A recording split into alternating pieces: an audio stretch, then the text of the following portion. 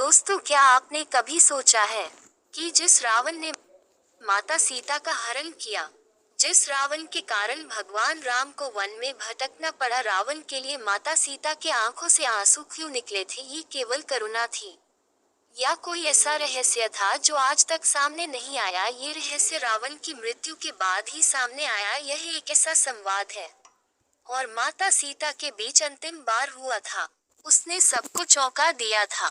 ये कथा को अधूरी छोड़ता माँ की शांति को भंग कर सकता है, क्योंकि यह कथा युद्ध की नहीं, आत्मा की है।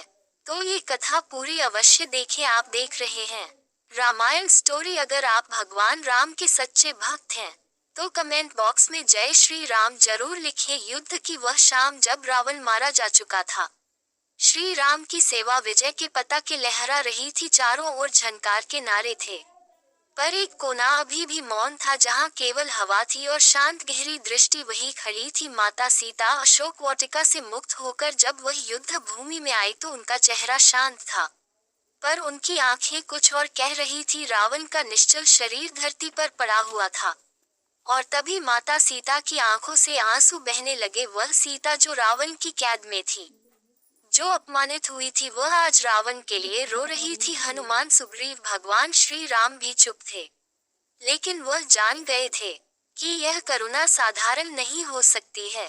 हनुमान जी ने आगे बढ़कर माता सीता से पूछा, माता, यह वह रावण है जिसने आपको इतना कष्ट दिया, इसके लिए यह आंसू क्यों? माता हनुमान जी ने देखा कि उनकी आंखों में ममता थी, ना कि घृणा। माता सीता बोली, हनुमान, तुम एक योद्धा हो, पर मैं एक माता हूँ।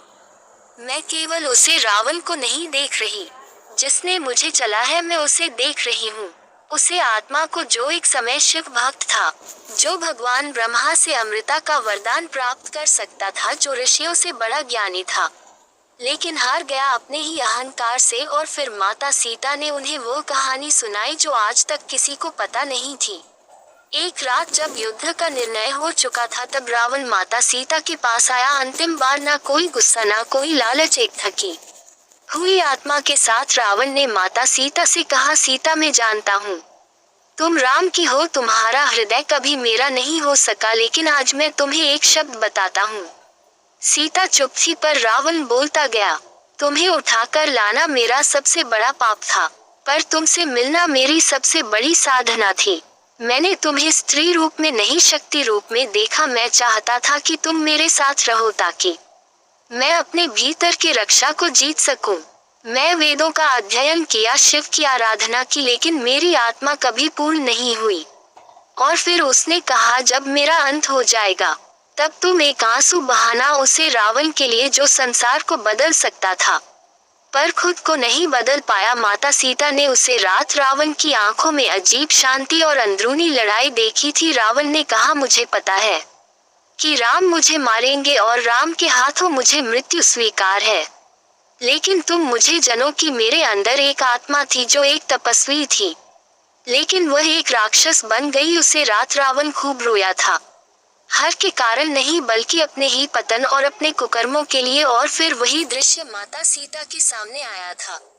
वानर सी भ्रम में थी और फिर लक्ष्मण जी बोले, माता, अगर रावण इतना विवेकशील था तो उसने अपने पापों से मुक्ति क्यों नहीं पाई? माता सीता ने उत्तर दिया, रावण का मन युद्ध भूमि में था, एक और उसका ज्ञान, दूसरी और भक्ति, और तीसरी और उसका अहंकार और वासना। अंत में उसका अहंकार हार गया।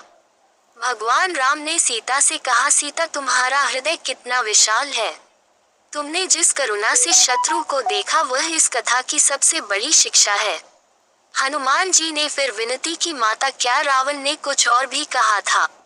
माता सीता ने गहरी सांस ली और कहा, उसने कहा कि जब मेरा अंत हो तो दुनिया मुझे रक्षा समझे, लेकिन तुम मुझे एक सा ढाक के रूप में देखना जो असफल हो गई। उसकी यह बात की मेरे भीतर घुस रही है।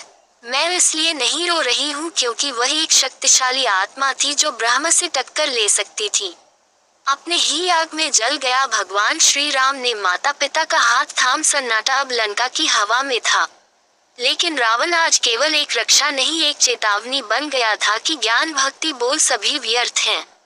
यदि अहंकार हृदय में बैठ जाए तो दोस्तों ये थी माता सीता और रावण के बीच उठा अंतिम संवाद। कैसा लगा हमें कमेंट बॉक्स में जरूर बताएं।